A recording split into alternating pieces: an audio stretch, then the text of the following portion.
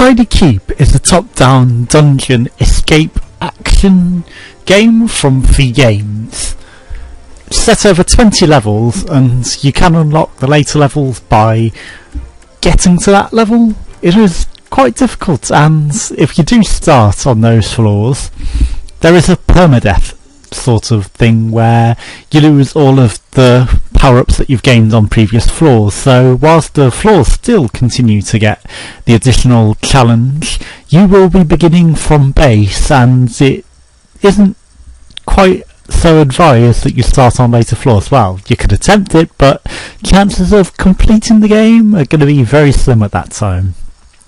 Now, this is 6 hours into my gameplay, and I've only got to level 6, so you can see how many hours you're probably going to get out of the game, considering there's 20 floors, and with permadeath, it's going to be exponential, that the further you go in, the more research you're probably going to have to get, and it doesn't put you off. I mean, I'm still playing it and happy to play it and enjoying the game, because the gameplay is quite fun, and it does vary to an extent that you probably won't necessarily see on the video.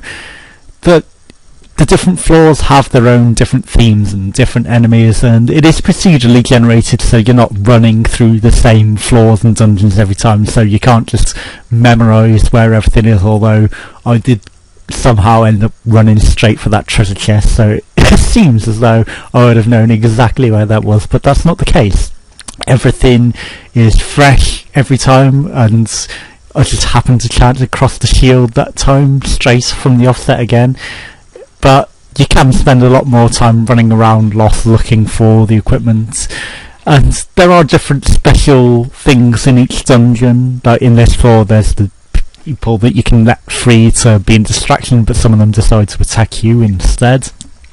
And then later floors, there's the skeletons on the thrones that have the money in there alcove, so you can get some extra money to buy more power-ups, and there's still things I don't know about the game, only being 6 floors in, like why each floor has its own little diamond that you could smash, so I think that might unlock something. And there is a new game plus mode again, which I think I played at EGX with the developer, and first floor is much harder, the enemies begin a lot harder, and there is a brute from the offset on the first floor. So it does present even more of a replayability. I also like the way that the developer has included on the start screen that you can take the game and do let's plays and monetize it any way you want, so people don't have to ask them for permission, they just give it directly on the opening screen every time you load it up. And if YouTube still decides to ask people, well, you know, it's in the video itself, it's saying, look, here's my permission. I mean, isn't that enough for you? The developers put it in the game itself that it's saying anyone has permission to do this. Now, the enemies themselves, they do have clever AI, they don't just sit and tank it, they do like to run away and hide, and they can start to mount up on you and become a bit of a problem even in the early offset if you're not prepared. Now, there are the walls that throw the books out at you that they don't seem to do anything at the moment. That's more of a jump scare, but that's probably to prepare you and put you off, you know. So later floors you think, oh, that's just going to be a book flying off at you, and wham, you get a face full of spikes that takes half your health away. There are plenty of health items abundant among the floor, so you're not just going to completely lose all your health from the offset, but you have the limited supply, and they can go down very quickly, especially if you're not smart with conserving them, because they do restore 3/4 of your health with the potion, and the actual food pickup decides to give only about 1/4.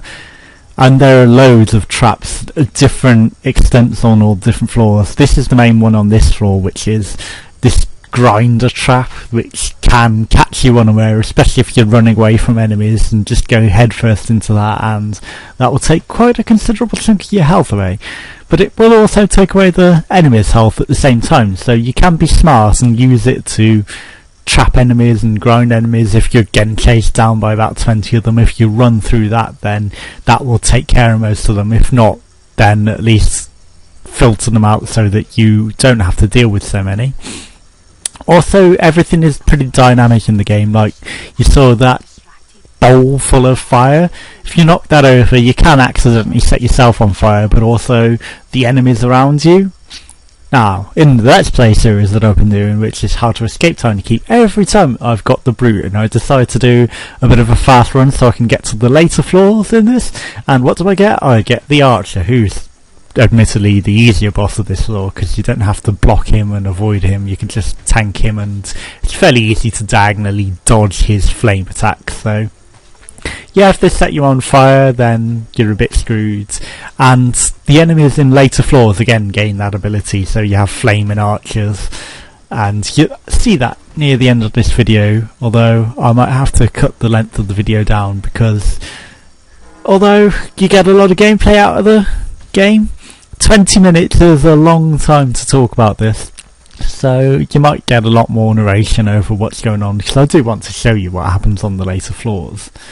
But I guess you could also see the Let's Play series for that, so yeah, I don't know if there's much more to say about the game really. It's really fun. You're going to definitely get your money's worth out of it, because the replayability is a lot. Everything, as I said, procedurally generated, so the map's constantly fresh. The enemies, yeah, in the initial offset you just got the archer and the heavy guy with the club, but later you get more variety and even more enemies, so you just don't have two enemies on the screen of, you know, on the entire floor of the same type. You have about 4 or 5, and that's just up to floor 6, so later floors I can imagine that there's just going to be huge amounts, and starting fresh on them with no extra abilities is probably going to be impossible, because I know floor 6 is already pretty impossible with the amount of enemies that come at you as well at the same time, as well as a boss. It's just ridiculous. Now this is where the upgrades are. It's like 15 per thing, and you do get quite varied abilities, like lightning reaction makes you move faster, serrated blade, increased damage, and it will show you on the screen when you're doing the attack, so you can see that it's actually cropping, because you might not necessarily notice if you're just whacking away and it didn't give you some sort of hint, so you might think, actually damaging them all, because it's not constant, you know, you're not doing up damage every single time, it's a chance again for that to happen, so the more of that ability you pick up, the higher the chance of it cropping. And there are other abilities which you can get for 100, which admittedly do cost a hell of a lot more, but I just don't think you get as much of a benefit in the early game, at least, from the extra expensive abilities. So later floors, yeah, you definitely do see a noticeable improvement, but for the offset you just want to be saving up for the cheap abilities, getting plenty of them in, so you've got the best chance to succeed and progress. Now on this floor, would it be on floor 3 I think, the gimmick on this floor is that they've introduced keys, so there's 3 keys. You have to find the first key to open up the next section, where you find the keys to get to the next section, and then touch the item that you need to unlock the actual floor opening. So there are variations to what you do as well, so it's not just run through this floor, kill everyone, or avoid everyone, get to the end and defeat the boss. Admittedly I've only got up to floor 6, so there are 2 key opening sections that I've come across, and 2 boss sections that I've come across, and maybe it themes across that, whereas one's an open floor that you can just run across, and then there's the key, and then there's a boss, you know, of varying orders, because obviously it was a different order the first few, and each 3 floors also has their own theme. Like in this one you're in the dungeon and you're escaping the dungeon, the next floor you're outside and in some sort of temple orc area, and then there's skeletons out of nowhere on the 6th floor. So yeah, maybe I've spoiled a bit on what happens on this floor, but if you've watched the Let's Play series then you know that, and if you haven't watched the Let's Play series, definitely watch it, because I give advice on how to escape and how to maximise your potential on each floor. And as I said, there's these special things with hidden secrets around every single floor. So the secret on this floor is that that guy has treasure chests in him. I don't know why I decided to whack him when I first did it. I was just like, I just want to whack that, and then whoa, there's goals. So just experiment and whack everything, and I'm sure there's secrets I haven't discovered, like there's a glowing tree on the next floor, and there's different things, because normally the glow hints that there's something there, but it could also just be that it's scenery, you know, it's broke through the ceiling and it's letting light in. That would also make sense, but you know, I don't put it past this game to have a heck of a lot of secrets, especially considering there's a total time, and that may also have some sort of effect if you get to certain floors within a certain time limit. They like to put that in games these days, so there could be secrets around that, and I'm sure that there are loads that haven't been discovered by most people, so the developers, because it's a fairly new game, are happy that it hasn't been spoilt for everyone. And then you get to enjoy it and play it and discover these things for yourself, and that's why I'd recommend buying it now before I even get anywhere close to finishing the end, because you're going to want to discover these things for yourself and have the fun of exploring, and you'll still have all that fun even if you know what to do. But I don't get kids these days that are like, I need to know exactly what to do now, and backseat gaming and telling people exactly what to do now. Yeah, if you put it on YouTube, then they have the opportunity to discover that. If they're really, really stuck and they need help, then it's good to have that as a source. But you're not ramming it down people's throats like YouTubers who are doing Let's Plays don't want to be told from the offset, oh, this is exactly what you do from the very first thing to win the game and cheese it. And you're going to like what happens here. It's like, I just got to the exit so quickly, boosh, boss appears from nowhere. Steal a power up and get out of there. Agile blocker, not the best. It's the same with most things with power-ups like that. If every power-up was brilliant, then every run would be pretty much the same, but it's look at the draw whether you get a not so useful one. You know, maybe some people like agile blocker because it does come in useful against, and here we go with the rock throw in the first room again. Yeah, it comes from the bullets that shoot you, well, the arrow traps.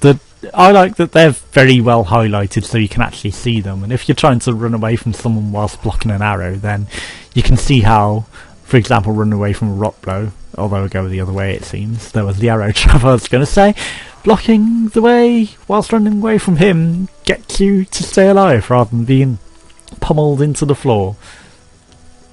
Because if you block it like that, then you don't get killed and you can carry on playing. And this floor, like I said, is the one where you can just speedrun through it, but there's definitely a secret that I haven't discovered because it says incantation required to enter. So I haven't discovered what the incantation is. There's the code on the map, but that clearly isn't the incantation. So, you know, I tried typing that. I tried special key, which is F.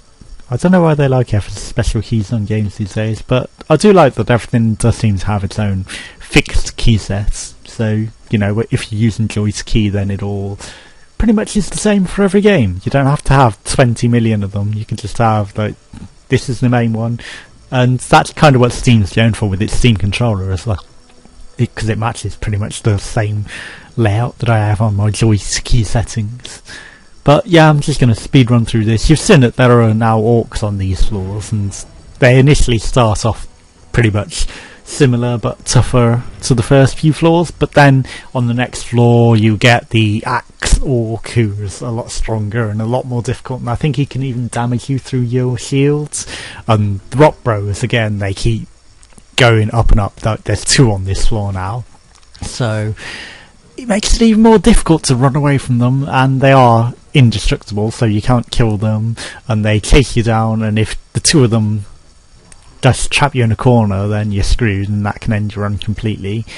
And they also add the flame archers again to these floors, so you've got 4 different enemy types as well as the rock bros chasing you down, and it just makes it a lot harder, especially now you're looking for the keys. And they've added more traps, so there's the spike walls, which I've done a pretty good job of avoiding so far, but when you don't know they're there, they catch you out unwary. There's the axe guy by, and managed to take care of him pretty easily.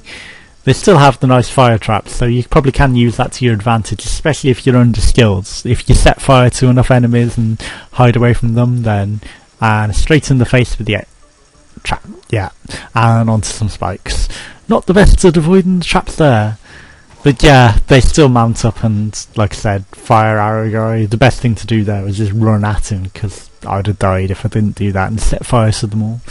You can set fire to them whilst you're on fire, which is quite useful tactic. Light on that tree, but chopping it does nothing, and I couldn't find anything like that. So God knows where the incantation is on this floor, or the floor before even, because we've already gone off that. Yeah, we're on the key floor now, and yeah, maybe you might think that the keys are a similar mechanic, but it's a lot harder on this one, and often you have to sneak through hidden areas to get through to actually find the key, because you might seem to be progress gated off, but the developers have made sure that somehow that never seems to happen, even though, you know, you might think it. And I left that because I thought, well, you know, when the invasion begins, that'll kill off probably most of the guy at the end. But I got cornered by two guys, even with all my power-ups. Like, two of these club guys can overpower you completely. Like, you might be able to block one, but two coming from different angles, someone's going to hit you and you're just going to get bludgeoned to death, especially if you've not got much health left at that point. It might have been more sensible to run completely, but they also speed up on this floor, so even if you sprint, they still sprint after you at the same speed, so it's even harder to run away from them and hide, and the more you run, the more enemies you're going to aggravate, so you're just going to be completely and utterly screwed. But yeah, definitely a recommended purchase for the price. Check it out on Steam, and have fun playing for yourself. Making your own videos if you want, but I would definitely recommend a purchase. It's a lot of fun. You're gonna lose a lot of hours playing it and attempting to succeed and starting over, permadeath every single time. You can modify the look of your prisoner. You don't have to have the same prisoner as I did. It's just the look I went for, because, you know, they didn't have long hair, unfortunately, so he's wearing a hood, because that's the closest I could get. It's higher than his long hair, honestly.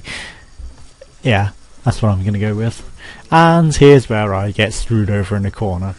It's like, what can you do? They're just wailing on you so fast, and you're trying to block and get away to an angle where you can get a hit in, and then you're dead.